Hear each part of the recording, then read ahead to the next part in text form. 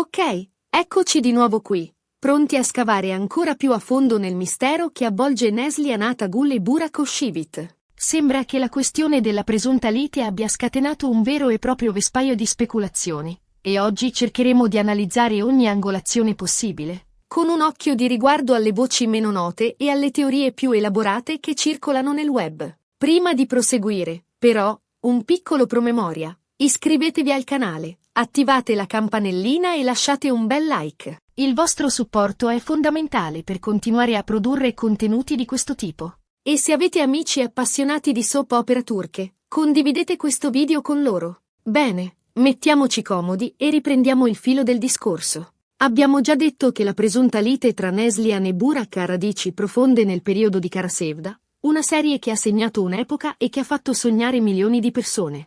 Ma quali sono gli elementi che hanno contribuito ad alimentare questo fuoco di gossip? Oltre alla presunta freddezza tra Neslihan e Farie, e all'atteggiamento di Burak dopo la fine della serie, ci sono altri dettagli che meritano di essere approfonditi. Ad esempio, si è parlato spesso di presunte divergenze creative tra i due attori sul set. Sembra che Neslihan avesse una visione più metodica del suo personaggio, mentre Burak preferiva un approccio più istintivo. Queste diverse interpretazioni avrebbero portato a discussioni e tensioni durante le riprese, anche se non ci sono testimonianze dirette che lo confermino. Un'altra teoria interessante riguarda la presunta competizione tra i due attori per la popolarità e l'attenzione del pubblico. Sia Neslihan che Burak sono due star di prima grandezza in Turchia, e la loro partecipazione a Karasevda ha ulteriormente accresciuto la loro fama. Alcuni sostengono che ci fosse una sorta di rivalità sotterranea tra i due, una competizione per essere il più amato e il più seguito sui social media. Anche in questo caso, però, si tratta solo di speculazioni basate su interpretazioni di comportamenti e dichiarazioni pubbliche. Ma andiamo ancora più a fondo. Alcuni fan più accaniti hanno analizzato attentamente ogni singola intervista rilasciata da Neslihan e Burak dopo la fine di Karasevda, alla ricerca di indizi e segnali nascosti che potessero confermare la tesi della lite. Hanno studiato il linguaggio del corpo, il tono della voce, le espressioni facciali, cercando di decifrare il significato recondito delle loro parole. Questi investigatori del gossip hanno notato che Neslihan, in alcune interviste, ha parlato di Karasevda con un tono nostalgico e malinconico, quasi come se avesse qualcosa da rimproverare al passato.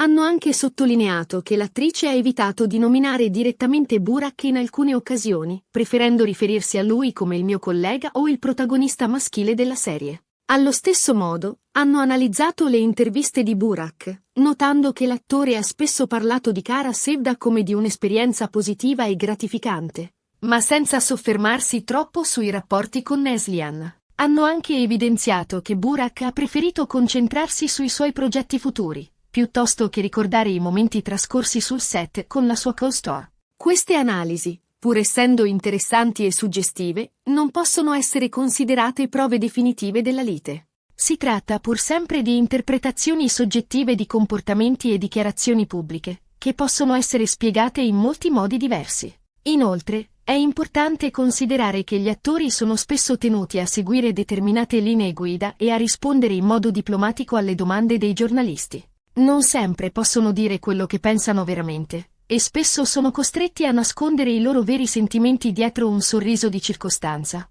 Ma torniamo alla presunta freddezza tra Neslihan e Farie. Abbiamo già detto che non ci sono mai state foto o video che ritraggono le due attrici insieme, a parte qualche sporadica apparizione pubblica durante eventi legati alla serie. Ma perché? Alcuni sostengono che Farie fosse gelosa dell'affiatamento tra suo marito e Neslihan sul set e che non volesse avere niente a che fare con lei. Altri, invece, ritengono che le due attrici non si siano mai incontrate al di fuori del set, semplicemente perché non avevano interessi in comune e non sentivano il bisogno di frequentarsi. C'è anche una teoria più complessa, secondo cui la presunta freddezza tra Neslihan e Farie sarebbe stata orchestrata dai rispettivi agenti e manager, per evitare di alimentare il gossip e le speculazioni sulla vita privata dei due attori. In questo scenario, le due attrici avrebbero semplicemente seguito le istruzioni dei loro agenti, evitando di farsi fotografare insieme e di rilasciare dichiarazioni pubbliche che potessero essere interpretate in modo ambiguo. Ma a questo punto sorge spontanea una domanda: perché gli agenti e i Nagher avrebbero dovuto preoccuparsi di alimentare il gossip? La risposta è semplice. Il gossip può essere un'arma a doppio taglio. Da un lato, può aumentare la popolarità e l'attenzione mediatica su un attore. Dall'altro, può danneggiare la sua immagine e la sua reputazione. Nel caso di Neslihan e Burak, gli agenti e i manager potrebbero aver temuto che un'eccessiva attenzione mediatica sulla loro vita privata potesse distrarre il pubblico dalla loro professionalità e dal loro talento. Potrebbero aver pensato che fosse meglio mantenere un profilo basso e concentrarsi sui loro progetti futuri, piuttosto che alimentare i gossip e le speculazioni. Insomma, le possibili spiegazioni alla presunta freddezza tra Neslihan e Farie sono molteplici e complesse. Non possiamo sapere con certezza quale sia la verità, ma è importante considerare tutte le opzioni possibili prima di trarre conclusioni affrettate. E ora, parliamo del silenzio di Burak dopo la fine di Kara Sevda. Abbiamo già detto che l'attore non ha mai più lavorato con Neslihan in altri progetti e non l'ha quasi mai nominata in interviste o dichiarazioni pubbliche. Ma perché? Alcuni sostengono che Burak volesse prendere le distanze da Kara Sevda e concentrarsi su nuovi ruoli e progetti. Dopo aver interpretato Kemal per così tanto tempo, l'attore potrebbe aver sentito il bisogno di cambiare registro e di sperimentare nuove sfide. Altri, invece, ritengono che Burak volesse proteggere la sua vita privata e la sua famiglia dai pettegolezzi e dalle speculazioni. Dopo essere stato costantemente sotto i riflettori durante il periodo di Kara Sevda, l'attore potrebbe aver deciso di mantenere un profilo più basso e di proteggere la sua privacy. C'è anche una teoria più audace, secondo cui Burak avrebbe avuto un accordo segreto con la produzione di Kara Sevda per non parlare di Neslihan in pubblico. In questo scenario, la produzione avrebbe voluto evitare di alimentare il gossip e le speculazioni sulla vita privata dei due attori, e avrebbe chiesto a Burak di non rilasciare dichiarazioni che potessero essere interpretate in modo ambiguo. Anche in questo caso, si tratta solo di speculazioni e teorie.